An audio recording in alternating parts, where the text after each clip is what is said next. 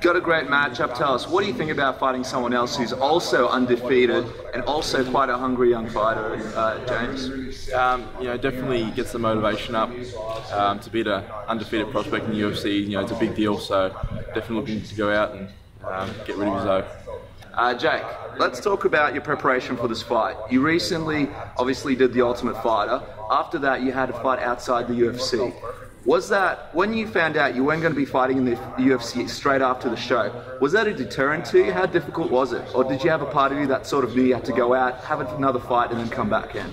Yeah, my immediate thoughts were I need to, get back out there, rack up the wins, get back in. I didn't think it would be one fight, but it was a good fight. I displayed what I didn't display in Canada in that fight outside the UFC. I showed what I didn't show in that fight. I think that's what got me back in the UFC. But it was definitely, I thought I had a chance to get back in the finale, but I didn't get a win in the house, so it's fair enough. But it was definitely heartbreaking. But it didn't deter me at all. I just wanted to get straight back in there and make my way to the UFC. Jake, being such a young guy at only 20 years old, you've got 2 fights in the UFC at the moment, undefeated. How do you deal with the pressures and the stresses? A lot of guys talk about the mental game and the jitters before fight night. What's the process that you sort of go through? Do you have anything that you do to sort of get rid of that stress? I don't feel stress. I don't feel pressure. No matter what anyone expects of you, you got to go out there and win it, regardless whether sponsorships or people say on social media. The goal is to go and win anyway. So there's no added pressure to me. And what I do before the fight, I just relax. I don't think about the fight too much. I don't, watch any of my opponents' footage too close to the fight. I'll just watch cooking shows during weight cut, sort of time me over a little bit, and just keep myself entertained, keep my mind off the fight. What's your favourite cooking show? At the moment, MasterChef. Well, I was going to say, Jake, you were on Fox and you were saying that you have a weird ritual where you love bread. You love bread, it's one of your favourite things, and you like to go into a bakery and apparently feel the bread with your hands because you can't eat it. Explain this whole process to us. Yeah, I get really weird. Like I was telling some other people during weight cut, I'm in the bath and I'll be watching just the weirdest things, like the movie Frozen on the iPad, and I just got cravings for it. But yeah, Dad always walks me through the bakery. He knows that's my weakness, just baked goods. And I'll just walk up and I'll just pick up the bags and I'll just feel them. And it sort of gets really cravings. What are we talking about here? Like, get into some specifics. Bread rolls, donuts, Kaiser rolls. Yeah, croissants, like eclairs, just those like ham and cheese rolls, anything baked I just miss. Big sourdough rolls, my favourite. So if an opponent wants you to miss weight, basically he'll just start placing those things around you on fight week, so you could just run into them and possibly eat them. I'll just leave a big hamper outside my hotel door. I don't know if I'll be able to resist it. Jake, how much weight do you cut, mate? And do you think moving up a division is something that's in your future? So all up, I'll cut 14 kilos. So I walk around about 84, which is about 185 pounds. And then over the time of about 3 to 4 weeks, I'll cut 7 kilos, just through diet. Mainly just getting rid of the baked goods and Doritos and another weakness. And then fight week, again, just tone the diet down again.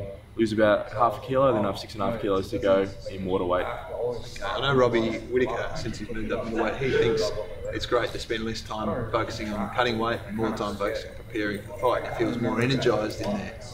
Is that something you might look at as you get older? I mean, you're a big dude for your age. Yeah, definitely. I'm looking to do as well as I can in the lightweight division, move up, fight welterweight. I always did want to be a welterweight because GSP was my favourite fighter. But I think wait for my body to fill out. If I can stay at lightweight and be one of the bigger guys in the division, it's only going to benefit me, so I'll do that. If I do need to move up, then I'll move up, no worries. Tell us anything about your opponent, what you perceive as strengths and weaknesses, where you think you have the best avenue to victory, anything you can. He seems sort of well-rounded, but he's more, he relies on his boxing and his reach a lot. I think I might be one of the tallest opponents he's faced, so he's definitely going to have trouble using that reach against me. I close the distance well. But boxing is his strength. His takedown defence is there, but I believe my wrestling's better. Are you comfortable standing with him? I'll be comfortable wearing 5 pounds, as always. I just want to touch on that reach as well, Jake. He does have a 6-inch reach. Have you been doing anything specific in training to overcome that reach? Is it a factor or worry at all for you?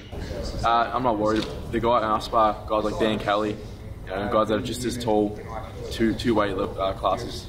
I think Dan Kelly's the lightest guy that I spar usually.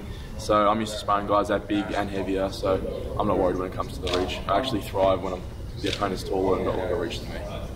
Obviously the big talk is the big November card in Melbourne, the debut for UFC there.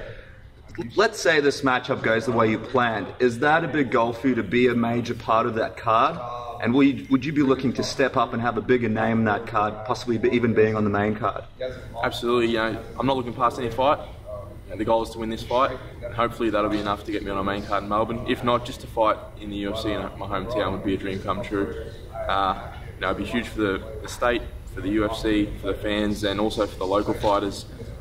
You know, with the inclusion of the cage now, local fighters can get the experience of fighting in an octagon, which I think a lot of fighters in Melbourne are overlooked because we've only ever fought in a boxing ring. For myself, the first time I fought in the octagon was in the Ultimate Fighter House. It's just a completely different environment to fight in. So now the guys will get that experience. I think we'll start seeing a lot more guys, a lot more up-and-comers in Melbourne. You say you're comfortable in your wrestling, for example, against Vic. You think your wrestling is going to give you a bit of an advantage.